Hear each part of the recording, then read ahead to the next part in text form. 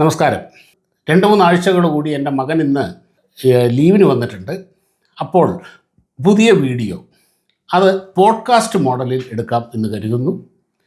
വീഡിയോകൾ ഇഷ്ടപ്പെടുകയാണെങ്കിൽ ലൈക്ക് ചെയ്യുകയും കമൻറ്റ് ചെയ്യുകയും ഷെയർ ചെയ്യുകയും ഒക്കെ ചെയ്ത് പിന്തുണയ്ക്കണം എന്ന് അഭ്യർത്ഥിക്കുന്നു. അപ്പം നമ്മുടെ ഇന്നത്തെ പ്രധാനപ്പെട്ട വിഷയം, ഇപ്പം ഇന്ത്യ ഒരു സ്പേസ് ടെക്നോളജിയിൽ അത്രത്തോളം മുൻപന്തിയിലേക്ക് എത്തി. നമുക്കറിയാം, നമ്മൾ അടുത്ത് വന്ന കുറച്ച് പ്രൊജക്റ്റുകളുണ്ട്. അതുപോലെ ടെക്നോളജിക്കലി ഇന്ത്യ ഭയങ്കരമായ മുന്നേറ്റം നടത്തുന്നു. സാങ്കേതികപരമായിട്ടുള്ള വലിയൊരു മുന്നേറ്റം ഇന്ത്യക്കുണ്ട്. നമ്മളത് ഇതുവരെയുള്ള കുറേ സാഹചര്യങ്ങളും സംഭവങ്ങളും ഒക്കെ കണ്ടാൽ തന്നെ നമുക്ക് മനസ്സിലാവും. പക്ഷേ നിൽക്കുന്നൊരു സംശയം, അല്ലെങ്കിൽ ഈ സാങ്കേതികതയെ കൂടുതൽ ഫോളോ ചെയ്യുന്ന ആൾക്കാർക്ക് ഉണ്ടാകുന്നൊരു സംശയം, ഇന്ത്യക്ക് സ്വന്തമായിട്ട് ഒരു ജെറ്റ് എൻജിൻ ഇല്ല, നിലവിലില്ല. പക്ഷേ ആ ഒരു മേഖലയിൽ, ഏവിയേഷൻ മേഖലയിൽ ഭയങ്കരമായിട്ടുള്ള സാധ്യതകൾ പഠിക്കുന്നുണ്ട്. അതിനെക്കുറിച്ചുള്ള സംസാരങ്ങൾ നടക്കുന്നുണ്ട്. അതിനെക്കുറിച്ച് മറ്റ് രാജ്യങ്ങളോടുള്ള ചർച്ചകൾ നടക്കുന്നുണ്ട്. അപ്പോൾ എന്തുകൊണ്ട് ഇന്ത്യക്ക് ഒരു ജെറ്റ് എൻജിൻ ഇല്ല ഇതുവരെ? മേക്ക് ഇൻ ഇന്ത്യയാണ്. പക്ഷേ കഴിഞ്ഞ ദിവസത്തെ ആ പ്രധാനമന്ത്രി ചെങ്കോട്ടയിൽ നടത്തിയ ആ പ്രസംഗം കൂടെ നമുക്കതൊന്ന് ഇതിലൊന്ന് സൂചിപ്പിച്ചു പോകണം. കാരണം ഈ ഒരു പരാമർശം നടത്തിയിട്ടുണ്ട്. അപ്പോൾ എന്തുകൊണ്ടാണ് അപ്പോൾ ഇതുവരെ ഒരു ജെറ്റ് എൻജിൻ ഇല്ലാത്തത്?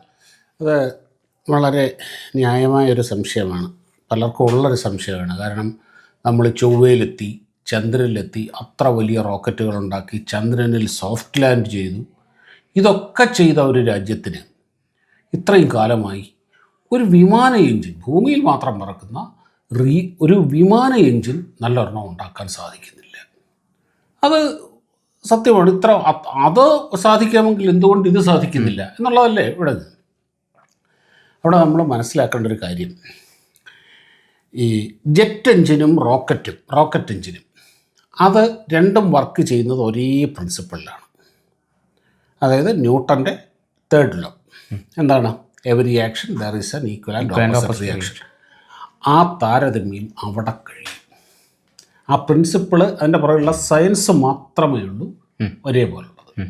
ടെക്നോളജി എന്ന് പറഞ്ഞാൽ അജഗജാന്തരമാണ്. എന്താണ് ഒരു റോക്കറ്റ് എൻജിൻ? അത് ആദ്യം മനസ്സിലാക്കുക. അതായത് ഒരു ഇന്ധനവും അതിൻ്റെ അകത്തൊരു ഓക്സിഡൈസറുമുണ്ട്. ഇത് അതിൻ്റെ ഒരു കമ്പസ്റ്റൻ ചേമ്പറിൽ അത് കത്തി വലിയൊരു പ്രഷറിൽ ഇതിൻ്റെ ഗ്യാസ് എക്സോസ്റ്റ് അതിൻ്റെ നോസിലൂടെ പുറത്തേക്ക് വരുമ്പോൾ ഓപ്പോസിറ്റിലുണ്ടാകുന്ന ഒരു ത്രസ്റ്റിൽ അത് മുകളിലേക്ക് പോകും. അല്ലേ? റോക്കറ്റിൻ്റെ ആ ഒരു ലോഞ്ച് പ്രൊഫൈൽ കണ്ടിട്ടില്ലേ? എത്ര സമയം വേണം ഒരു റോക്കറ്റ് ഒരു ഉപഗ്രഹത്തിന് മുകളിലെത്തിക്കാൻ? 10-15 മിനിറ്റ് മതി സാധാരണഗതിയിൽ. ഇപ്പം വലിയ ജിയോസെൻട്രണസ് ഒക്കെ ആണെങ്കിൽ ഒരു 20 മിനിറ്റ് ഒരു മാക്സിമം. അതുകൊണ്ട് ഈ റോക്കറ്റിൻ്റെ ജോലിയോടെ കഴിയും. ഈ റോക്കറ്റ് എൻജിൻ എന്ന് പറയുന്നത് ഇത്രയും സമയം മാത്രം വർക്ക് ചെയ്യുന്ന സാധനം. അതായത് ഒരു കുറഞ്ഞ സമയത്തിൻ്റെ അകത്ത് ഒരുപാട് ടൺ കണക്ക്, അതായത് 500 ടൺ 600 ടൺ ഒക്കെയുള്ള ഫ്യൂവല് ബേൺ ചെയ്ത് വളരെ വലിയ thrust, high thrust, 2000 kilo newton 3000 kilo newton ഒക്കെയുള്ള വലിയ ത്രസ്റ്റ് വളരെ കുറച്ച് സമയത്തേക്കുണ്ടാക്കി അത്രയും സമയം അതങ്ങോട്ട് മാക്സിമം പെർഫോം ചെയ്ത് പിന്നെ അവൻ്റെ ജോലി തീർന്നു, അവൻ്റെ ആയുസ് തീർന്നു. അതായത് ഒരു റോക്കറ്റ് എൻജിൻ്റെ ലൈഫ് എന്ന് പറയുന്നത് മിനിറ്റുകൾ മാത്രമേ ഉള്ളൂ. അത് കഴിഞ്ഞ് വീണ്ടും ആ റോക്കറ്റിൽ അടുത്ത എൻജിൻ ഉണ്ടാക്കുകയാണ് ചെയ്യുന്നത്. ഇപ്പം റീയൂസ് ചെയ്യുന്നൊക്കെ ഉണ്ട്. റീയൂസ് ചെയ്യുന്നതിൽ പോലും സ്പേസ് എക്സിൻ്റെയൊക്കെ റീയൂസ് ചെയ്യുന്നുണ്ട്. റീയൂസ് ചെയ്യുന്നത് പോലും അതുപോലുള്ള റീഫർബിക്കേഷൻ അതിൻ്റെ അകത്ത് നടക്കുന്നുണ്ട്. ചിലവുണ്ട്, വളരെ കോസ്റ്റ്ലിയാണ്. അതാണ് റോക്കറ്റ് എൻജിൻ എന്ന് പറയുന്നത്. എന്നാൽ ഒരു ജെറ്റ് എൻജിൻ എങ്ങനെയാണ്? ജെറ്റ് എൻജിൻ എന്ന് പറയുന്നത് ഡീക്കേഡ്സ് ഉപയോഗിക്കേണ്ടതാണ്. 10, 30, 40 വർഷം ഉപയോഗിക്കേണ്ടതാണ്. ഒരേ പെർഫോമൻസിൽ ഡീക്കേഡ്സ് അങ്ങനെ ചെയ്യേണ്ടതാണ്. ഇതാണ് ഇത് തമ്മിലുള്ള അടിസ്ഥാനപരമായ വ്യത്യാസം. റോക്കറ്റ് എൻജിൻ്റെ അകത്ത് നമ്മൾ കമ്പസ്റ്റൻ ചേമ്പറിൽ ഇത് എരിച്ച് അന്നേരം അങ്ങ് ചെയ്യുകയാണ് ചെയ്യുന്നത്. അതും ഇൻറ്റേർണൽ കമ്പസ്റ്റൻ എഞ്ചിനാണ്, ഇതും ഇൻറ്റേർണൽ കമ്പസ്റ്റൻ എഞ്ചിനാണ്. അപ്പം നീ വീട്ടൊക്കെ പഠിച്ചതല്ലേ? എന്താണ് ഒരു ഇൻറ്റേർണൽ കമ്പസ്റ്റൻ എഞ്ചിൻ? അതിന് വേണ്ടത് എന്താണ്? അവിടെ ഹൈ പ്രഷർ, ടെമ്പറേച്ചർ, ഇത് രണ്ടും കൂടി ചേർന്നുണ്ടാക്കാണ് അത് വർക്കിംഗ്. ഈ ജെറ്റ് എൻജിൻ എന്ന് പറയുന്നതും ഒരു ഇൻറ്റേർണൽ കമ്പസ്റ്റൻ എൻജിൻ തന്നെയാണ്. അവിടെ പ്രഷർ കംപ്രസ് ചെയ്യണം എയറിനെ. ഇപ്പോൾ നമുക്കറിയാമല്ലോ പെട്രോൾ എഞ്ചിനൊക്കെ എയറിനെ ഇങ്ങനെ കംപ്രസ് ചെയ്യും. അതിൻ്റെ പിസ്റ്റൺ കംപ്രസ് ചെയ്ത് മാക്സിമത്തിൽ എത്തുമ്പോഴാണ് അതിൻ്റെ സ്പാർക്ക് പ്ലഗ് ഒന്നുകിൽ സ്പാർക്ക് പ്ലഗ് ബേൺ ചെയ്യുന്നത്, അല്ലെങ്കിൽ ഇത് കത്തുന്നത്. അതെ, ഇങ്ങനെ ഇത് ഡീസലിലാണെങ്കിൽ അവിടെ അന്നേരം എന്താ വേണ്ടത്? കംപ്രഷൻ എന്ന് പറയുന്ന സംഭവം വേണം, അത്യാവശ്യമാണ്. ആ കംപ്രസ്ഡ് എയറിലേക്ക് ഫ്യൂവല് സ്പ്രേ ചെയ്തിട്ടാണ് ഒരു ഇൻറ്റേർണൽ കമ്പസ്റ്റൻ എഞ്ചിൻ വർക്ക് ചെയ്യുന്നത്. ഈ ഒരു ജെറ്റ് എഞ്ചിൻ എന്ന് പറയുന്നതും ഒരു ഇൻറ്റേർണൽ കമ്പസ്റ്റൻ എഞ്ചിൻ തന്നെയാണ്. പക്ഷേ അതിൽ പിസ്റ്റൺ ഉപയോഗിച്ചല്ല കംപ്രസ് ചെയ്യുന്നത്. അതിൻ്റെ ഒരു സ്ട്രക്ചർ നോക്കിയാൽ മനസ്സിലാകും. കുറേയധികം ഈ പൽചക്രങ്ങളും ഈ അതിൻ്റെ അകത്തുണ്ട്, ചെറിയ ചെറിയ ചെറിയ ചെറിയ ചെറിയ അതിങ്ങനെ ഒരു പ്രത്യേക റേഷ്യോയിൽ അതിൻ്റെ സൈസ് ഇങ്ങനെ കുറഞ്ഞു വരും. മുമ്പിലൊരു വലിയ ഫാനുണ്ട്, ഫ്ലൈറ്റിൻ്റെ എഞ്ചിൻ കണ്ടിട്ടില്ലേ?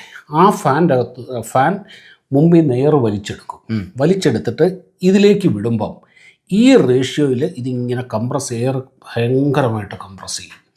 അതായത് 50-1 കുറയും. 50-1 പ്രഷർ കംപ്രസ് ചെയ്യുന്നത്. വോളിയം പ്രഷർ കൂടുന്നിടത്ത് എന്ത് സംഭവിക്കും? ടെമ്പറേച്ചർ കൂടും. അങ്ങനെ കംപ്രസ് ചെയ്ത ആ എയറിലേക്ക് ഈ ജെറ്റ് ഫ്യൂവല് സ്പ്രേ ചെയ്യുമ്പോഴാണ് അത് കത്തുന്നത്. കത്തുമ്പോൾ അവിടെ വലിയ പ്രഷർ ഉണ്ടാകും. ആ പ്രഷർ ഇതിൻ്റെ ബാക്കിലെ എക്സോസ്റ്റിൽ കൂടെ പുറത്തേക്ക് വിടുമ്പം ഒരു ത്രസ്റ്റ് ഫോം ചെയ്ത് അത് മുമ്പോട്ട് പോകും. ഇതാണ് ഒരു ജെറ്റ് എഞ്ചിനിൽ സംഭവിക്കുന്നത്. മാത്രമല്ല റോക്കറ്റ് എഞ്ചിനിൽ എന്തൊരു സാധനം കത്താനാണെങ്കിലും ഓക്സിജൻ വേണമല്ലോ. അതെ, വേണം. റോക്കറ്റ് എഞ്ചിനിൽ ഓക്സിഡൈസർ അതിൻ്റെ ഒപ്പം കൊടുക്കുകയാണ്. കാര്യം ഇത് പുറത്തൊക്കെ വായു ഒക്കെ വിട്ടു പോകേണ്ടതല്ലേ, അന്തരീക്ഷം വിട്ടു പോകേണ്ടതല്ലേ. എന്നാൽ ഇത് അന്തരീക്ഷത്തിൽ കൂടെ മാത്രം പോകുന്ന സാധനമാണ്. അപ്പം ഓക്സിഡൈസർ അതിൻ്റെ ഓക്സിജൻ എയറിൽ നിന്ന് തന്നെയാണ് അതിൻ്റെ ഓക്സിജൻ, അതായത് എയർ ബ്രീത്തിങ് ആണ്. അതായത് ഒരു വിമാനത്തിന് അന്തരീക്ഷം വിട്ടു പോകാൻ കഴിയില്ല. മാത്രമല്ല റോക്കറ്റ് എഞ്ചിൻ എന്ന് പറഞ്ഞു കഴിഞ്ഞാൽ അത് നേരെയാണ് പോകുന്നത്. നേരെ പോയി ചരിച്ച് ഇങ്ങോട്ട് ഓർബിറ്റിലേക്ക്. എന്നാൽ എപ്പോഴും ഇത് ഭൂമിക്ക് പാരലായിട്ടാണ് പോകുന്നത്. അതെ, റോക്കറ്റ് എഞ്ചിൻ മാക്സിമം ഭാരം മാക്സിമം ഉയരത്തിലെത്തിക്കുക എന്നുള്ളതാണ് റോക്കറ്റ് എഞ്ചിൻ്റെ ധർമ്മം. ഇത് മാക്സിമം ഭാരം മാക്സിമം ദൂരത്തെത്തിക്കുക എന്നുള്ളതാണ്. ഇങ്ങനെ ഒരുപാട് ഡിഫറൻസ്. ഇവിടുത്തെ വിഷയം എന്താണെന്ന് വെച്ച് കഴിഞ്ഞാൽ ഇങ്ങനെ എയർ കംപ്രസ് ചെയ്യുമ്പോൾ ഉണ്ടാകുന്ന ടെമ്പറേച്ചർ വളരെ വലിയ ടെമ്പറേച്ചറാണ്. ആ ടെമ്പറേച്ചറിലേക്ക് ഫ്യൂവൽ ഇങ്ങോട്ട് സ്പ്രേ ചെയ്യുമ്പം ഉണ്ടാകുന്ന പ്രഷർ അതിനെക്കാട്ടി കൂടും. ടെമ്പറേച്ചർ ഏകദേശം 2000 ഡിഗ്രി വരും. 2000 ഡിഗ്രി സെൽഷ്യസ് ടെമ്പറേച്ചർ അവിടെ വരും.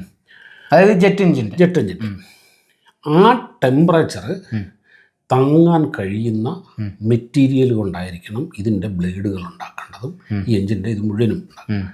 റോക്കറ്റ് എഞ്ചിനും അങ്ങനെ തന്നെ. പക്ഷെ അത് കുറച്ച് സമയത്തേക്ക് വിത്ത്സ്റ്റാൻഡ് ചെയ്താൽ മതി. പക്ഷെ ഇതല്ല. ഇത്രയും വലിയൊരു ടെമ്പറേച്ചറിൽ ഇപ്പോൾ ഒരു ഇരുമ്പ് സ്റ്റീല് മെൽറ്റ് ചെയ്യുന്ന ടെമ്പറേച്ചർ അത്ര 1400 ഡിഗ്രി. അതെ, ഇത് അതിനെക്കാട്ടിൽ ഇരുമ്പ് മെൽറ്റ് ചെയ്യുന്ന ഒരുമാതിരിപ്പെട്ട എല്ലാ മെറ്റൽസും മെൽറ്റ് ചെയ്യുന്നതിനെക്കാട്ടിൽ മേളിലാണ് ഒരു ജെറ്റ് എഞ്ചിൻ്റെ അകത്തുണ്ടാകുന്ന ടെമ്പറേച്ചർ. അപ്പം അത് താങ്ങാൻ കഴിയുന്ന മെറ്റീരിയൽസ് ഉണ്ടാവണം. അലോയ്സ്, ഹൈ ടെമ്പറേച്ചർ മെറ്റലർജിയാണ്. ആ അലോയ്സ് ഉണ്ടാക്കുക, അതാണ് ഇതിൻ്റെ അകത്തെ ഏറ്റവും കീ ടെക്നോളജി എന്ന് പറയുന്നത്. ഈ മെറ്റലർജിയാണ്. അത് മാത്രമല്ല, ഈ കംപ്രസർ കറങ്ങുകയാണ്. ഈ ബ്ലേഡുകൾ ആയിരക്കണക്കിന് ബ്ലേഡുകളുണ്ട്. ഇത് കറങ്ങുമ്പം ഇതിൻ്റെ RPM എന്ന് പറയുന്നത് 10,000-ൻ്റെ മേളിലാണ്. 10,000-ൻ്റെ മേളിലാണ് RPM വരുന്നത്. അപ്പോൾ ഇത്രയും ഹൈ ടെമ്പറേച്ചറിൽ ഇത്രയും വലിയൊരു RPM-ൽ മൂവ് ചെയ്യുമ്പോഴും ഇതിൻ്റെ സ്ട്രക്ചറിന് ഒരു മാറ്റം ഉണ്ടാകാൻ പാടില്ല. ഒരുമാതിരിപ്പെട്ട എല്ലാ മോളിക്കുലർ സ്ട്രക്ചറും തകർന്നു പോകും. അപ്പം ഈ അലോയ്സ്, ഈ ഹൈ ടെമ്പറേച്ചർ അലോയ്സ് വിത്ത്സ്റ്റാൻഡ് ചെയ്യാൻ പറ്റുന്ന അലോയ്സ് ഉണ്ടാക്കുക എന്നുള്ളതാണ് ഇതിൻ്റെ അകത്തെ ഏറ്റവും വലിയ ചാലഞ്ച്. അത് ഇന്ന് ലോകത്തിൽ 3-4 കമ്പനികൾക്കേ ഉള്ളൂ. ഇപ്പം പ്രാറ്റ് ആൻഡ് വിറ്റ്നി, ജനറൽ ഇലക്ട്രിക്കൽസ്, നമ്മുടെ തേജസിൻ്റെയൊക്കെ എഞ്ചിൻ വന്നത് ജനറൽ ഇലക്ട്രിക്സ്, റോൾസ് റോയ്സ്, ഫ്രാൻസിലെ സഫ്രാൻ. ഇപ്പം ഞാൻ ആ ഒരു അത് പറഞ്ഞപ്പോഴാണ്, കാരണം കഴിഞ്ഞ ദിവസം വന്ന ഒരു എക്കണോമിക് ടൈംസിൽ വന്നൊരു റിപ്പോർട്ടാണ് ഇത് തന്നെ. കാരണം നേരത്തെ തന്നെ ശരിക്കും നമ്മൾ ഇപ്പോൾ ഇതിൻ്റെ ഒരു ചർച്ചാ വിഷയം എടുക്കാനുണ്ടായ പ്രധാനപ്പെട്ട കാരണം എന്ന് പറയുന്നത് പ്രധാനമന്ത്രിയുടെ ഈ ഒരു പരാമർശമാണ്. പക്ഷേ അതിന് ഒരു മാസം മുമ്പേ വിദേശകാര്യ മന്ത്രാലയം ഈ 2 കമ്പനികളുമായിട്ടും ചർച്ച, സഫ്രാനുമായിട്ടും ഫ്രാൻസിൽ നിന്നും സഫ്രാനുമായിട്ടും UK നിന്നും റോൾസ് റോയ്സുമായിട്ടുള്ള ഒരു ചർച്ച നടന്നു. ഇത്തരത്തിൽ ഈ ഫൈറ്റർ ജെറ്റിലേക്കുള്ള, അതായത് ജെറ്റ് എഞ്ചിനുകൾ എത്തിക്കുക, അതിന് കൃത്യമായ ഒരു എനിക്ക് കണക്ക് ശരിയാണെങ്കിൽ 120 കിലോന്യൂട്ടൺ വരെ എത്താൻ സാധിക്കുന്ന തരത്തിലേക്കുള്ളൊരു പദ്ധതിയാണത്. പക്ഷെ നമുക്ക് ആദ്യം തന്നെ ഒരു 120 കിലോന്യൂട്ടൺ എത്തിക്കാൻ പറ്റില്ലെന്ന് തോന്നുന്നു. അതായത് ഇപ്പം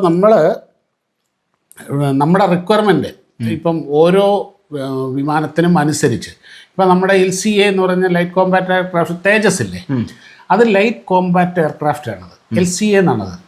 അതിന് വെയിറ്റ് കുറവാണ്, പക്ഷെ മാനുവറബിലിറ്റി ഒക്കെ വളരെ കൂടുതലാണ്. അപ്പം അതിന് ഒരു 90 കിലോന്യൂട്ടൺ എൻജിൻ മതി അതിന് വേണ്ടി. എന്നാലിപ്പം റാഫേൽ അതിന് കൂടുതൽ വേണം. ഇത് 2 തരത്തിലുണ്ടത്. ഇതിൻ്റെ അകത്ത് വേറൊരു വെല്ലുവിളി എന്താണെന്നറിയാം, ഇതെല്ലാം നമുക്ക് വേണ്ടത് സൂപ്പർസോണിക്കുള്ള ഇതാണ് വേണ്ടത്. ഒരു നോർമലി ഒരു എൻജിൻ വർക്ക് ചെയ്യുമ്പം അതിൻ്റെ അകത്ത് ഈ സൂപ്പർസോണിക് ഫോഴ്സ് കിട്ടില്ല. അപ്പോൾ അവിടെ ആഫ്റ്റർ ബർണർ എന്ന് പറയുന്നൊരു ടെക്നോളജി ഉപയോഗിക്കും. ആഫ്റ്റർ ബർണർ, അപ്പോൾ ആ വാക്കിൽ തന്നെ ഉണ്ട് ആഫ്റ്റർ ബർണർ. അതായത് ഫ്യൂവൽ ഇഞ്ചക്ട് ചെയ്തു, ബേൺ ചെയ്ത് കഴിഞ്ഞാൽ ജെറ്റ് ഹൈ ടെമ്പറേച്ചർ ജെറ്റ് പുറത്തേക്ക് വന്നു. ആ ഹൈ ടെമ്പറേച്ചർ ജെറ്റിലേക്ക് വീണ്ടും ഫ്യൂൽ കൊടുക്കും. അപ്പം അതിൻ്റെ ത്രസ്റ്റ് വീണ്ടും കൂടും. അത് ഇപ്പോൾ ഉള്ള പ്രോസസ്സിനെ ഒന്ന് തള്ളിക്കൊടുക്കും, വീണ്ടും ഒരു അഡീഷൻ ഉണ്ട്. അപ്പോഴാണ് ഈ ഇപ്പോൾ ഉള്ള ഈ എല്ലാ ജെറ്റ് നമ്മുടെ ഫൈറ്ററുകൾക്കും സൂപ്പർസോണിക് സ്പീഡ് അക്വയർ ചെയ്യുന്നത്. അപ്പോൾ ആ ആഫ്റ്റർ ബേണിങ്ങിലാണ് ഇതിൻ്റെ ഫുൾ കപ്പാസിറ്റിയിലേക്ക് എത്താൻ കഴിയുന്നത്. മനസ്സിലായില്ലേ? ഇപ്പം ഡ്രൈ ടെസ്റ്റ് ഉണ്ട്, ഡ്രൈ റൺ, അതായത് ആഫ്റ്റർ ബേണിങ്ങിന് without after burning. Without after burning ഇതിനൊരു 60-65 കിലോമീറ്ററിനെ കിട്ടുള്ളൂ. പക്ഷേ ആഫ്റ്റർ ബേണും കൂടെ കൊടുത്തു കഴിഞ്ഞാൽ ഭൂമെന്നതൊന്ന് കൂടും. അങ്ങനെയാണ് അത് കൂടുക. അപ്പം അതിൻ്റെ ഫ്യൂവൽ കൺസംഷൻ കൂടും. പക്ഷേ ഇതിൻ്റെ എയർഫോഴ്സ് ഒരു ഫൈറ്ററിന് ആവശ്യമായ മുഴുവൻ പാരാമീറ്റേഴ്സും മീറ്റ് ചെയ്യണമെന്നുണ്ടെങ്കിൽ ആഫ്റ്റർ ബേണിങ്ങിൽ ഒരു എബവ് 90 കിലോന്യൂട്ടൺ കിട്ടണം. അതാണ് ഇപ്പം നീ പറഞ്ഞല്ലോ, ഇവിടുന്ന് വരുന്ന ഇവരുമായിട്ടൊക്കെ ടോക്ക് നടക്കുന്നുണ്ട്.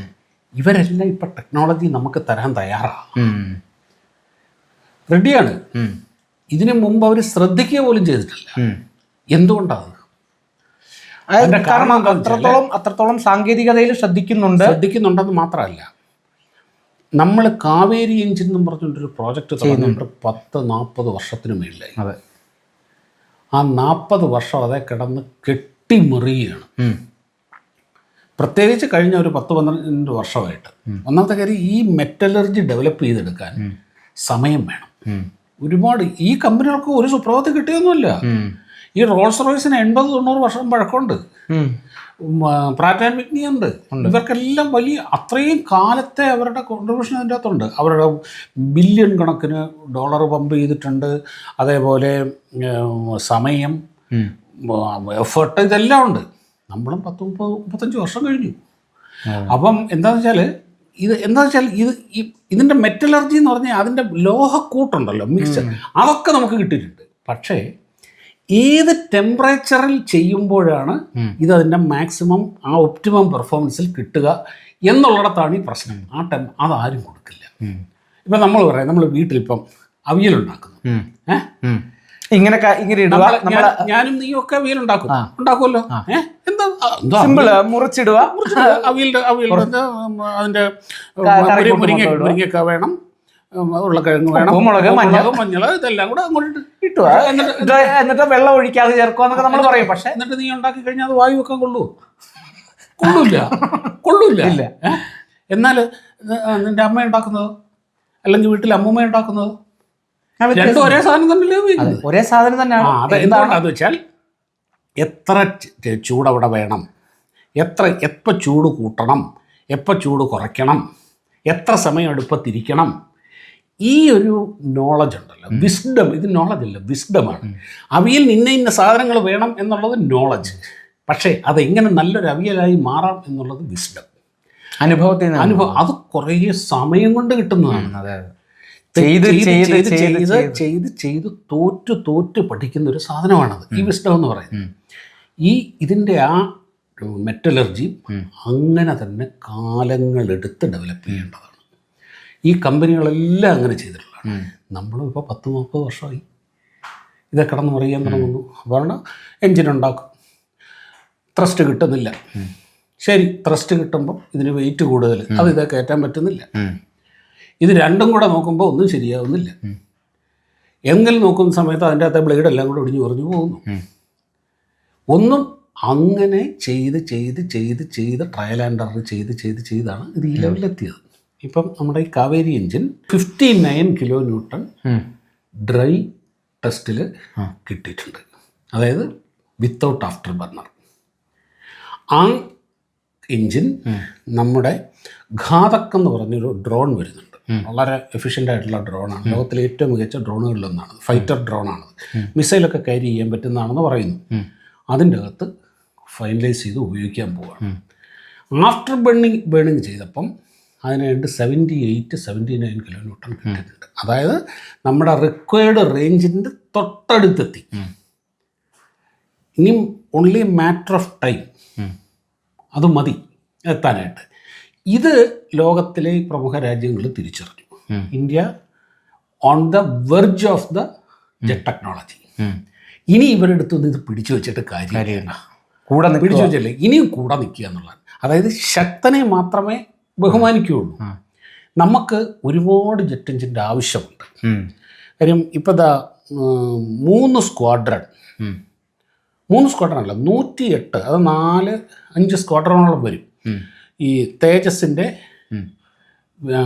ഫൈറ്ററിന് ഓർഡർ ചെയ്യുകയാണ് ആർമി. കാര്യം എയർഫോഴ്സ് നമ്മുടെ പഴയ MiG-21 മുഴുവനും മാറ്റുകയാണ്. അപ്പം അവിടേക്ക് തേജസ് വരണമെന്നുണ്ടെങ്കിൽ ഒരുപാട് ആവശ്യമായിട്ട് വരും. അത് കംപ്ലീറ്റ് GE വരുത്തുന്ന എഞ്ചിനാണ്. അത് കഴിഞ്ഞ് തേജസിൻ്റെ MK2 വരുന്നുണ്ട്. അതിനാവശ്യമായ എഞ്ചിൻ, ആ ആവശ്യം ഞങ്ങൾ തരാം, ഞങ്ങളോട് കൂട്ടിക്കും, നമുക്ക് ചേർന്ന് ഡെവലപ്പ് ചെയ്യാം എന്നും പറഞ്ഞുകൊണ്ട് ഈ കമ്പനികളെല്ലാം വന്ന് നിൽക്കുന്നത്. ഓക്കെ, നല്ലത്, നമുക്ക് ചെയ്യാം. നമ്മളെ കൊണ്ട് മാത്രം ഇത് ചിലപ്പോൾ മീറ്റ് ചെയ്യാൻ പറ്റുന്നില്ല. പ്രൊഡക്ഷൻ ലൈൻ ഇതൊക്കെ വരുമല്ലോ. അപ്പോൾ ഇത് ഇന്ത്യയെ സംബന്ധിച്ചിടത്തോളം, അവരെ സംബന്ധിച്ചിടത്തോളം ഇന്ത്യ എന്ന് പറഞ്ഞാൽ വളരെ ഒരു ഹ്യൂജ് മാർക്കറ്റാണ്. ഏറ്റവും വലിയ ഡിഫൻസ് മാർക്കറ്റുകളുടെ ഒന്നാണ്. ഇപ്പോൾ നമ്മളെ ഇരിക്കുന്ന റഫാൽ എയർക്രാഫ്റ്റ് ഇല്ലേ, റഫാൽ പറഞ്ഞാൽ ഒരാൾ വിശ്വസിക്കില്ല. ഇന്ന് റഫാലിൻ്റെ അക്വിസിഷൻ പൂർണ്ണമായി കഴിയുമ്പോൾ ഉണ്ടല്ലോ, ഫ്രഞ്ച് എയർഫോഴ്സിനുള്ളതിനെക്കാട്ടി കൂടുതൽ റഫാൽ ഇന്ത്യൻ എയർഫോഴ്സ് വരും. 107 റഫാലിനാണ് ഓർഡർ ചെയ്യാൻ പോകുന്നത്. മാത്രമല്ല അവരുടെ കയ്യിലുള്ള റഫാലിനെക്കാട്ടിലും ഫൈറ്ററിനെക്കാട്ടിലും കൂടുതൽ ഫീച്ചേഴ്സ് ആൻഡ് ഫെസിലിറ്റീസ് ഇവിടെ ഉണ്ടാവും. കാര്യം നമ്മുടെ സെക്യൂരിറ്റി റിക്വയർമെൻറ്റ്സ് അങ്ങനെയാണ്. അപ്പോൾ ഈ മാർക്കറ്റ് ആർക്കും കൈവിടാൻ തയ്യാറില്ല. അതുകൊണ്ട് ഇപ്പോൾ എന്താ പറ്റും, ഇവരോട് പറഞ്ഞിട്ട് കാര്യമില്ല. നമ്മൾ ബ്ലോക്ക് ചെയ്താൽ അവർ ഇവിടുന്നേരം ഉണ്ടാക്കും എന്നുള്ളൊരു ഉറപ്പായി കഴിഞ്ഞപ്പോൾ കൈ കൊടുക്കുക അത്ര. അതാണ് ഇപ്പോൾ സംഭവിച്ചുകൊണ്ടിരിക്കുന്നത്. അതാണ് സഫ്രാൻ റെഡ്ഡിയാണ് മുഴുവൻ ടെക്നോളജിയും തന്നേക്കാം. മുഴുവൻ ടെക്നോളജി ഞങ്ങൾക്ക് അതിൽ എന്തെങ്കിലും ഒരു ശകലം തന്നാൽ മതി, റോയൽറ്റി തന്നാൽ മതി, കിട്ടുന്ന കേട്ടണേ. റോൾസ് റോയ്സ് റെഡിയാണ്, GE റെഡിയാണ്. റോൾസ് റോയ്സിന് ഈ ഒരു കാര്യത്തിൽ ഭയങ്കര കോൺട്രിബ്യൂഷനാണ്. ഇവരെല്ലാം വലിയ കമ്പനികളാണ്, പാരമ്പര്യമുള്ള കമ്പനികളാണ്. അവരൊരുപാട് കാലം കൊണ്ട് എടുത്ത സംഭവമാണ്. അവരിപ്പോൾ നമുക്ക് ഒരു 10-12 വർഷം കൊണ്ട് ഇത് ഔട്ട് ഓഫ് ക്വസ്റ്റ്യനാണ്.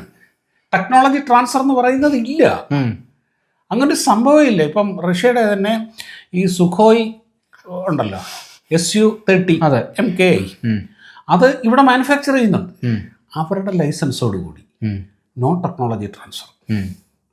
അപ്പം ഈ റഷ്യയുടെ പറഞ്ഞു വന്നപ്പോഴാണ് ഞാൻ ചോദിച്ചത്, നമുക്ക് ഇതിനും ഒരു ക്ലാരിഫിക്കേഷൻ വേണ്ടതാണ്. കാരണം ഇപ്പം ഇതെല്ലാം ടെസ്റ്റ് ചെയ്തു, നമ്മൾ 79 വരെ അക്വയർ ചെയ്തെന്ന് പറഞ്ഞു. വളരെ ചുരുക്ക സമയം കൊണ്ട് നമുക്ക് 80-ലെത്തും. പിന്നെ 120 എന്നുള്ളതൊക്കെ അതിനനുസരിച്ചുള്ളൂ. ഇതൊക്കെ എവിടെ ടെസ്റ്റ് ചെയ്തു? അതാണ് ഏറ്റവും പ്രധാനം. കാരണം ഇതൊക്കെ എങ്ങനെ നമ്മൾ ഇത് കണ്ടെത്തി 79 വരെ എത്തിച്ചു? അബ്സല്യൂട്ട്ലി. എന്താ വെച്ചാൽ നമ്മുടെ മറ്റൊരു ഡ്രോബാക്കാണത്. ഇപ്പം കറൻ്റ് അത് മാറ്റാൻ നോക്കുന്നുണ്ട്. എൻജിൻ ഏതൊരു ടെക്നോളജിയും ടെസ്റ്റ് ചെയ്യണം. ഈ ഫൈറ്റർ എഞ്ചിനും ജെറ്റ് എഞ്ചിനും ടെസ്റ്റ് ചെയ്യണം. ടെസ്റ്റ് ചെയ്യേണ്ടത് എവിടെ? ഫൈറ്റർ പറക്കുന്ന എവിടെ? ഹൈ ഓൾട്ടിറ്റ്യൂഡിലാണ്. അപ്പം ഹൈ ഓൾട്ടിറ്റ്യൂഡിൽ തന്നെ ടെസ്റ്റ് ചെയ്യണം. അപ്പോൾ ഏതെങ്കിലും വലിയ മലയുടെ മണ്ടയ്ക്കൊക്കെയുള്ള ടെസ്റ്റിംഗ് സെൻറ്ററുകൾ വേണം. ഇന്ത്യക്ക് അതില്ല.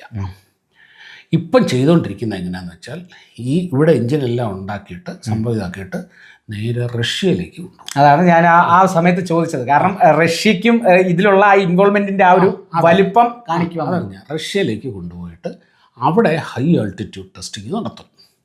ടെസ്റ്റിംഗ് നടത്തുമ്പോഴാണ് ഈ പാരാമീറ്റേഴ്സ് മീറ്റ് ചെയ്തിട്ടുണ്ടോ എന്നുള്ളത് അവിടുന്ന്. അതുമാത്രം പോരാ, അത് സ്റ്റാറ്റിക് ടെസ്റ്റാണ്. പോരാ, ഫ്ലൈയിങ് ടെസ്റ്റ് നടത്തണം. ഫ്ലൈയിങ് ടെസ്റ്റ് ബെഡ് വേണം. അതും നമുക്കില്ല. അവിടെ അവരുടെ ഇല്യൂഷൻ 17 എന്ന് പറഞ്ഞുകൊണ്ട് വലിയ എയർക്രാഫ്റ്റ് ഉണ്ട്. അതിന് 4 റഷ്യക്ക്. അത് ഫ്ലൈയിങ് ടെസ്റ്റ് ബെഡാണ്. എന്ന് വെച്ചാൽ റിയൽ ടൈം വെറ്റ് ടെസ്റ്റാണത്. ഡ്രൈ ടെസ്റ്റ് അല്ല, വെറ്റ് ടെസ്റ്റാണ്. അതായത് 4 എഞ്ചിനുണ്ട്. അതിലൊരു എഞ്ചിൻ അങ്ങോട്ട് ഇളക്കി മാറ്റി വെച്ചിട്ട് ഈ ടെസ്റ്റ് ചെയ്യാനുള്ള എഞ്ചിൻ അവിടെ കയറ്റി വെക്കും. എന്നിട്ട് ഇത് ഫ്ലൈ ചെയ്യും. ഫ്ലൈ ചെയ്യുന്ന സമയത്ത് ഇതിൽ നിന്ന് വരുന്ന ടെസ്റ്റ് റിയൽ കണ്ടീഷനിൽ, റിയൽ ഫ്ലൈയിങ് കണ്ടീഷനിൽ ഈ എഞ്ചിൻ എങ്ങനെ പെർഫോം ചെയ്യുന്നു, എല്ലാ പാരാമീറ്റേഴ്സും മീറ്റ് ചെയ്തിട്ടുണ്ടോ, എവിടെയാണ് പാരാമീറ്റേഴ്സ് കുറവുള്ളത് അല്ലെങ്കിൽ അങ്ങനെയുള്ളത്, ഇതെല്ലാം ടെസ്റ്റ് ചെയ്യുന്നു. അതിൻ്റെ ബേസിലാണ് എല്ലാ പാരാമീറ്റേഴ്സും മീറ്റ് ചെയ്യണേ. ഓക്കെ, പോരാ, ത്രസ്റ്റ് അത്രയും കിട്ടിയില്ല. 79 കിട്ടി. പ്രതീക്ഷിച്ചത് 80 ആണ്, പക്ഷേ നമുക്ക് 75 കിട്ടിയുള്ളൂ. കുറച്ച് കഴിഞ്ഞപ്പോഴത്തേക്ക് ഒരു എന്താണ് വർക്ക് ചെയ്ത് ഒരു 10 മിനിറ്റ് കഴിയുമ്പം ഇത്ര ടെമ്പറേച്ചർ എത്തണം. ആ ടെമ്പറേച്ചർ എത്തിയില്ല, അല്ലെങ്കിൽ അതിനെക്കാട്ടിൽ കൂടുതൽ ടെമ്പറേച്ചർ എത്തി. RPM 10200 ആവേണ്ടത് 10,000 ആയുള്ളൂ, അല്ലെങ്കിൽ അത് കൂടി. ഇതെല്ലാം ഉണ്ടാവും. അതെല്ലാം കറക്റ്റായിട്ട് മാർക്ക് ചെയ്ത് വെച്ചിട്ട് വീണ്ടും ഈ സാധനം തിരിച്ചിവിടെ കൊണ്ടുവരണം. എന്നിട്ട് എവിടെയൊക്കെയാണ് അത് കറക്റ്റ് ചെയ്യേണ്ടതെന്ന് വീണ്ടും അഴിക്കണം, പിടിക്കണം, വീണ്ടും പൊക്കി എടുത്തുകൊണ്ട് പോകണം, എന്നിട്ട് വീണ്ടും ചെയ്യണം. ഇതാണ് ഈ എൻജിൻ ഡെവലപ്മെൻറ്റിൻ്റെ ഏറ്റവും വലിയൊരു വെല്ലുവിളി എന്ന് പറയുന്നത്. അതാണ് എന്താണെന്ന് വെച്ച് കഴിഞ്ഞാൽ അവൻ്റെ സമയത്തിന് നമ്മൾ കാത്തു നിൽക്കണം. അപ്പോഴാണോ അവന്റെ കാര്യം കഴിഞ്ഞിട്ട് വേണമല്ലോ നമ്മുടെ കാര്യം. പിന്നെ ഈ പണ്ടാരം പൊക്കിയെടുത്തോണ്ട് അങ്ങോട്ട് പോകണം.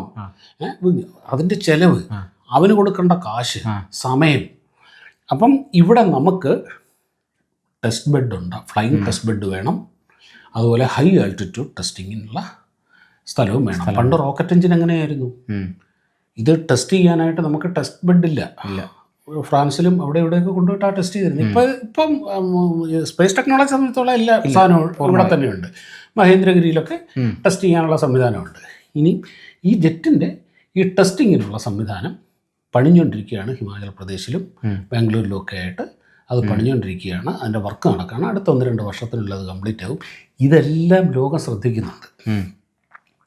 അതുകൊണ്ടാണ് നമ്മൾ ഇക്കാര്യത്തിൽ വളരെ സീരിയസ് ആണ്. India is very serious on jet preparation, jet engine technology, defence technology എന്നുള്ളത് ഇന്ന് ലോകം തിരിച്ചറിഞ്ഞു കഴിഞ്ഞു. അത് അപ്പോൾ ടെക്നോളജിയുടെ എല്ലാ മേഖലയിലും പൂർണ്ണമായും അതിൻ്റെ അകത്ത് ഏറ്റവും വലിയ ഇപ്പം എന്താ ഈ വരുന്ന ഇപ്പോൾ ഉണ്ടാക്കിക്കൊണ്ടിരിക്കുന്ന തേജസിൻ്റെ അകത്തുള്ളത് മുഴുവനും GE എഞ്ചിനാണ്. ഒരു കാര്യമാണ്, ഈ GE ഇപ്പം ഒരുപാട് ഡിലേ ആയി. എയർഫോഴ്സ് കടന്ന് ഇതിൻ്റെ DRDO HALനെ തന്തയ്ക്കും തള്ളക്കും വിളിച്ചു. ഞങ്ങൾക്ക് സാധനം ഇല്ല എന്നൊക്കെ പറഞ്ഞിട്ട്, നിന്നെ കണക്ക് എന്തിനു കൊള്ളാം എന്നൊക്കെ പറഞ്ഞു. ഞങ്ങൾ എന്ത് ചെയ്യാനാണ്, അവന്മാർ എഞ്ചിൻ തരുന്നില്ല, നേരത്തെ തരേണ്ടതാണ്, വെച്ചുകൊണ്ട് കളിച്ചതാണ്. ഈ അമേരിക്കക്കാരൻ്റെ സ്വഭാവം അത്. നമ്മൾ വേറെ സോഴ്സ് നോക്കുന്നു, നമ്മൾ വേറെ മാർഗം നോക്കുന്നു എന്ന് പറഞ്ഞപ്പോൾ പടപടാന്ന് എഞ്ചിൻ വരാൻ തുടങ്ങി, സാധനം ഇത് ചെയ്യുന്നു. ഇനി ഈ MK1A ൻ്റെ കംപ്ലീറ്റ് തേജസിൻ്റെ അത് കംപ്ലീറ്റ് GE എഞ്ചിൻ വെച്ച് തന്നെയാണ് ചെയ്യുന്നത്. MK2 വരുന്നുണ്ട്.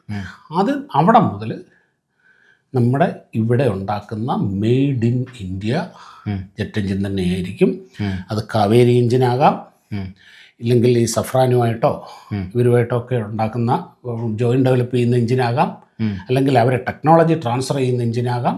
അതുമല്ല 5ാം തലമുറ 6ാം തലമുറ യുദ്ധവിമാനങ്ങൾ വരെ വരുന്നുണ്ട്. അതിനേക്കുള്ള എഞ്ചിനെല്ലാം വേണം. അങ്ങനെ വരുന്നുണ്ട്. ഇപ്പോൾ 5th ജനറേഷൻ ഫൈറ്ററിൻ്റെ ആംക എന്ന് പറയുന്ന ഒരു പ്രോജക്റ്റ് നടക്കുന്നുണ്ട്. Advanced medium Kombat aircraft. അത് സ്റ്റെൽത്ത് ഫീച്ചറൊക്കെ ഉള്ള 5th ജനറേഷനാണ്. 6th ജനറേഷൻ്റെയും ഇപ്പം നമ്മൾ അതാ പറഞ്ഞു വന്നു, അഞ്ചാം തലമുറ 6ാം തലമുറയിലേക്ക് കടക്കുന്നു. 5ാം തലമുറ ഏകദേശം പണികൾ നടന്നുകൊണ്ടിരിക്കുന്നു. എന്താണ് ഈ 5ാം തലമുറ? കാരണം നമുക്ക് ഫോണിൻ്റെ കാര്യങ്ങളിൽ മാത്രമേ നമുക്ക് 5G 4G 5G 6G ജപ്പാനിൽ 7G എന്നൊക്കെ പറഞ്ഞ് വലിയ തർക്കമൊക്കെ നടക്കുന്നത്. പക്ഷേ എന്താണ് ഈ യുദ്ധവിമാനങ്ങളിലേക്ക് കടക്കുമ്പോൾ ഈ 5G 6G എന്നുള്ളത്? നോക്ക്, ഏത് ടെക്നോളജിക്കും ഈ ജനറേഷൻ ചേഞ്ചസ് ഉണ്ട്. ഇപ്പം നീ ഫോണിൻ്റെ കാര്യം പറഞ്ഞു. നീ ഏത് ജനറേഷൻ G വരെ മുതലുള്ള ഫോണാണ് ഉപയോഗിച്ച് തുടങ്ങിയത്? 3G അല്ലേ? 3G ആണ്. അതെ, 3G ഉപയോഗിച്ചു, 4G ഉപയോഗിച്ചു, ഇപ്പോൾ 5G നിൽക്കുന്നു. ഈ ജനറേഷൻസിൻ്റെ ടെക്നോളജിയാണത്. ടെക്നോളജി അല്ലേ? അതെ. ഈ ജനറേഷൻസിൻ്റെ വ്യത്യാസം എന്താണെന്ന് നന്നായിട്ട് നിനക്കറിയാമല്ലോ. അറിയാം. അതായത് ഫോണെന്നല്ല, എല്ലാ ടെക്നോളജിക്കും ജനറേഷൻസ് ഉണ്ട്. ഇപ്പം കാറ്, നമ്മുടെ ആദ്യത്തെ കാർ ഏതായിരുന്നു? നമ്മുടെ ആദ്യം സെൻ ആയിരുന്നു, ഒരു പഴയ സെൻ അല്ലേ? അതെ. ഇപ്പോഴത്തേത് അതിൻ്റെ അടുത്ത ജനറേഷൻ അല്ലേ? എന്തെല്ലാം കാര്യങ്ങൾ അതിൻ്റെ അകത്തുണ്ട്, അഡീഷണലുണ്ട്. ബേസിക് ആയിട്ടുള്ള എല്ലാം തന്നെ, പക്ഷേ എങ്കിലും വ്യത്യാസമുണ്ട്. അതേപോലെ തന്നെ ഈ ഫൈറ്റർ വിമാനങ്ങളുടെ ആ ജനറേഷൻസ് സ്റ്റാർട്ട് ചെയ്യുന്നത് ഈ ജെറ്റ് വിമാനങ്ങൾ വന്നതിന് ശേഷമാണ്. ഒരു 50s അത് സ്റ്റാർട്ട് ചെയ്യുന്നത്. അതിന് മുമ്പും ഉണ്ട്, പക്ഷേ ഈ ജനറേഷൻസ് കൃത്യമായിട്ട് ഇങ്ങനെ ഡിസ്റ്റിങ്റ്റീവായിട്ട് നമുക്ക് അറിയാൻ പറ്റുന്നത് അതിന് ശേഷമാണ്. ആദ്യകാലത്തെ ഫസ്റ്റ് ജനറേഷൻ ഫൈറ്ററുകൾ ഉണ്ട്, ജെറ്റാണ്. പക്ഷേ അതിന് മുമ്പുണ്ടായിരുന്ന പ്രൊപ്പല്ലർ എയർക്രാഫ്റ്റ് ഉണ്ടല്ലോ, അതിനെ ജെറ്റാക്കി എന്നുള്ള വ്യത്യാസം മാത്രമേ ഉള്ളൂ. അതിൻ്റെ അകത്ത് തന്നെ തോക്കുണ്ട്, ഇരങ്ങിയുണ്ട്, ഉന്നം പിടിച്ച് വെടി വെക്കണം. പൈലറ്റിൻ്റെ പണി ഒരുപാടാണ്. അതായത് ഇപ്പോൾ ഒരു ബോംബൊക്കെ താഴേക്ക് ഇടണമെന്നുണ്ടെങ്കിൽ അവരിങ്ങനെ നോക്കണം, താഴേക്ക് കണ്ണുകൊണ്ട് നോക്കി ടാർഗറ്റ് ഐഡൻറ്റിഫൈ ചെയ്ത് കൃത്യമായിട്ട് അവിടെ ചെന്ന് വീഴുന്ന രീതിയിൽ വേണം ചെയ്യാൻ. ഇപ്പം അത് വേണ്ട, അതാ പറഞ്ഞത്. അപ്പം അതൊന്നും കറക്റ്റായിട്ടൊന്നും വീഴൊന്നുമില്ല. അപ്പോൾ എന്താണെന്ന് വെച്ചാൽ ഇപ്പം ഒരു സ്ഥലത്ത് ഒരു കെട്ടിടം തകർക്കണമെന്നുണ്ടെങ്കിൽ ആ പ്രദേശം മുഴുവനും ബോംബിടേണ്ടി വരും. കാർപ്പറ്റ് ബോംബിങ്, മഴ പെയ്യുന്ന പോലെ ബോംബിടേണ്ടി വരും. വലിയ ഡ്രോബാക്ക്, അതേ പറ്റുള്ളൂ. സെക്കൻഡ് ജനറേഷൻ വന്നപ്പോഴത്തേക്ക് കുറെ കൂടെ സ്പെസിഫിക് ആയി കാര്യം. അതിൻ്റെ അകത്താണ് ഇപ്പം ഒരു ദൂരെ നിന്നുള്ള ഇതിനെയൊക്കെ ടാർഗറ്റിനെയും അല്ലെങ്കിൽ ഇങ്ങോട്ട് വരുന്ന ഫ്ലൈറ്റിനെ എതിരെ വരുന്നതിനെയൊക്കെ ഐഡൻറ്റിഫൈ ചെയ്യാനുള്ള റഡാറുകളൊക്കെ വന്നു കൃത്യമായിട്ട്. മറ്റേ പറഞ്ഞാൽ നേരെ തൊട്ട് മുമ്പ് വരുമ്പോഴേ കാണുള്ളൂ. പിന്നെ ഡോഗ് ഫൈറ്റ് ആണ്, ആകാശത്ത് കിടന്നുള്ള ഡോഗ് ഫൈറ്റിനൊക്കെ എന്ത് വലിയ പ്രാധാന്യം. പൈലറ്റിൻ്റെ സ്കില്ല് അസാമാന്യമായിരിക്കും, അസാമാന്യമായ സ്കില്ലാണ്. ഇപ്പം ഞാൻ പറയും, ഈ കൂപ്പിലൊക്കെ ലോറി ഓടിക്കുന്നില്ലേ, അവരെല്ലാം മാനുവലാണ് ചെയ്യുന്നത്. എന്നാൽ ഇപ്പോഴത്തെ ഒരു വോൾവോ ട്രക്കോ ഇല്ല, അതില്ല, അതാണ്. അങ്ങനെ ഓരോന്നായിട്ട് ജനറേഷൻ ആഡ് ചെയ്ത് ഇപ്പോൾ അത് 4.5 ജനറേഷൻ വരെ എത്തി. ഇപ്പം എന്താണെന്ന് വെച്ച് കഴിഞ്ഞാൽ ബിയോണ്ട് വിഷ്വൽ റേഞ്ച് കാണുക പോലും വേണ്ട. ഇതിൻ്റെ റഡാർ കൊണ്ട് 200-300 കിലോമീറ്റർ അപ്പുറത്തുള്ള ടാർഗറ്റിനെയൊക്കെ ഫൈൻഡ് ഔട്ട് ചെയ്തിട്ട് അടിക്കും. അതേപോലെ ഇതിന് നേരെ വരുന്ന അതൊക്കെ നേരത്തെ 3rd ജനറേഷനിൽ തന്നെ വന്നിരുന്നു. ഈ മിസൈലുകൾ, ഹീറ്റ് സീക്കിംഗ് മിസൈലുകളെ വഴിതെറ്റിച്ച് വിടാനുള്ള ഫയർ ബോൾസ് അതിൽ നിന്ന് വന്ന് അതിൻ്റെ വഴിക്ക് പോകും. ഇങ്ങനെ വന്ന് ഓരോ ഈ എല്ലാ ടെക്നോളജിയും ജനറേഷൻസ് ഡെവലപ്പ് ചെയ്ത പോലെ ഫൈറ്ററിലും വന്നു. ഇപ്പോൾ അത് ഏറ്റവും കൂടുതലുള്ളത് 4.5 ജനറേഷൻ വരെയായി. 5th ജനറേഷൻ എന്ന് പറയുമ്പം എന്താണെന്ന് പറഞ്ഞാൽ അതിന് റഡാറിന് പോലും കാണാൻ പറ്റാത്ത, പെട്ടെന്ന് ഐഡൻറ്റിഫൈ ചെയ്യാൻ പറ്റാത്ത സ്റ്റെൽത്ത് ടെക്നോളജി ഉള്ളതാണ് ഈ 5th ജനറേഷൻ ഫൈറ്റർ. അത് കണ്ടാൽ മനസ്സിലാവും. ഇവിടെ തിരുവനന്തപുരത്തൊരെണ്ണം വന്ന് കുടുങ്ങി കിടന്നില്ലായിരുന്നു.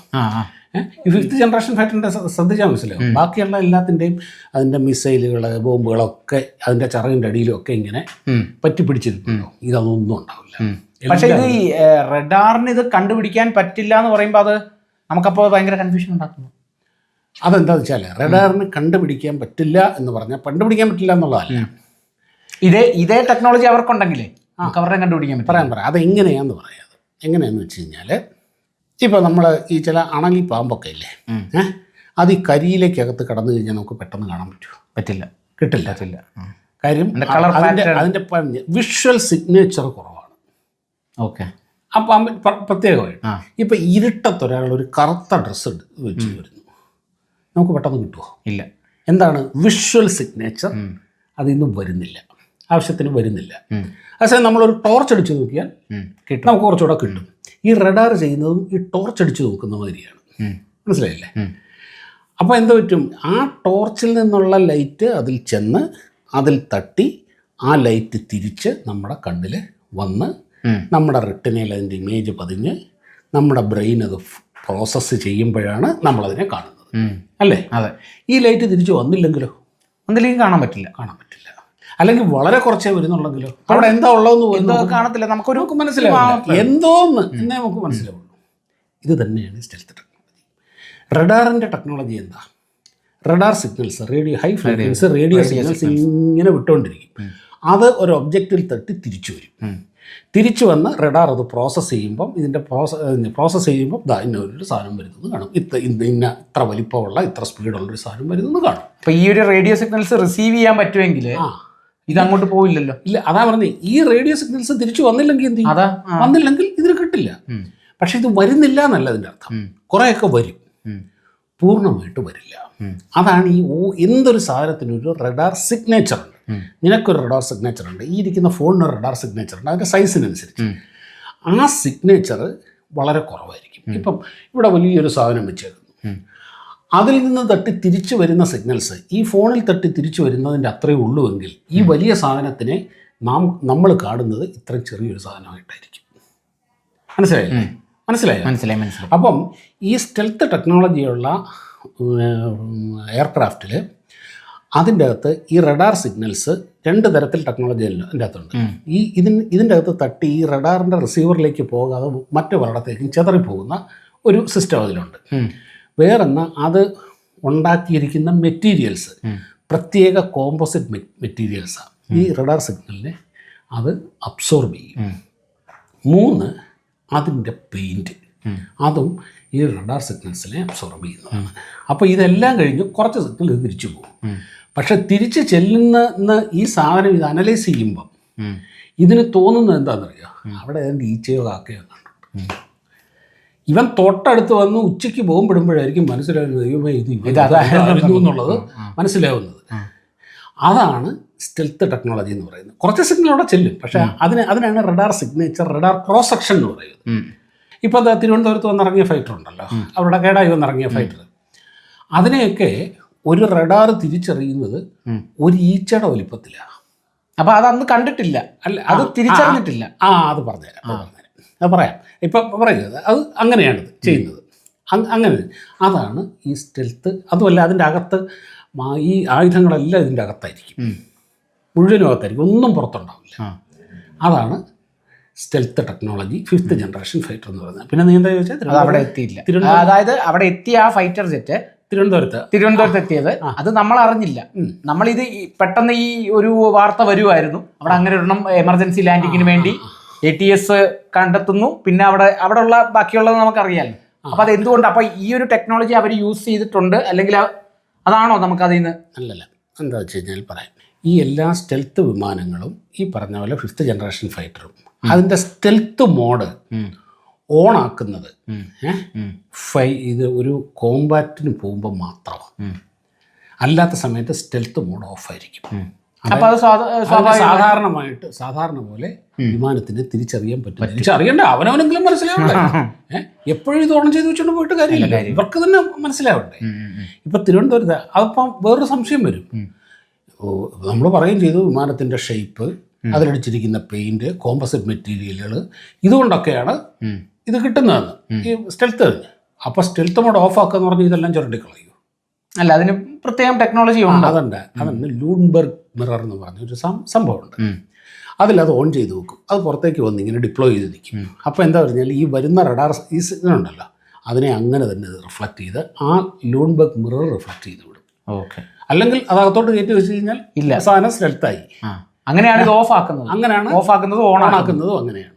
അപ്പം ഈ പീസ് ടൈമിൽ ആ ഫൈറ്റർ ഇവരുടെ പ്രിൻസ് ഓഫ് വെയിൽസ് എന്ന് പറഞ്ഞിട്ട് അവരുടെ ഒരു എയർക്രാഫ്റ്റ് കരിയർ ഉണ്ടായിരുന്നു.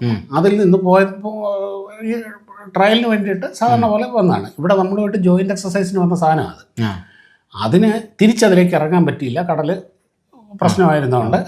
അപ്പോൾ അതിന് എമർജൻസി ലാൻഡിങ് വേണ്ടി വന്നു. അത് തൊട്ടടുത്തുള്ള എയർപോർട്ട് തിരുവനന്തപുരമാണ്. അവിടെ കൊണ്ടുവന്ന് ഈ സാധനം അലച്ചു തല്ലി ഇറക്കി.